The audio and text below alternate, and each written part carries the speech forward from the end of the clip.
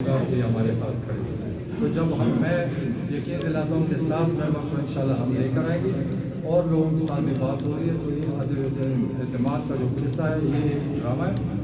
اتحادی ہمارے ساتھ ہے, پکے کھڑے ہیں, کوئی ہلا نہیں سکتا.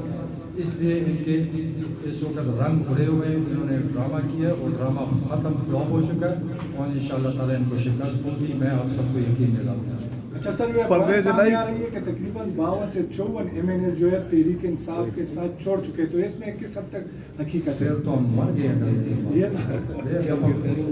کوئی گپ بھی ہوتی ہے نا, کوئی گپ کی بھی انتہا ہوتی ہے. 52 MNA لے کے جانا ایسے ہے کہ بس ہم بالکل مرے ہوئے ہیں. جہانگیر ترین کے گروپ کے ساتھ رابطے میں کسی کے پاس اتنے MNAs نہیں ہیں, کسی کے پاس 2 ہیں, کسی کے پاس 3 ہیں.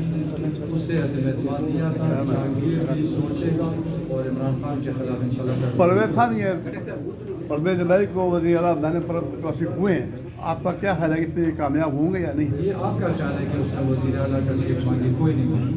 کیا حکومت جہانگیر ترین گروپ کے ساتھ رابطے میں ہے؟ مجھے یہ نہیں پتا, میں اس پہ تبصرہ نہیں کرتا, لیکن عدم اعتماد ناکامیاب ہوگا کیونکہ ہم 7 نمبر ان کے لیے کریں گے. شکریہ. Thank you sir, thank you.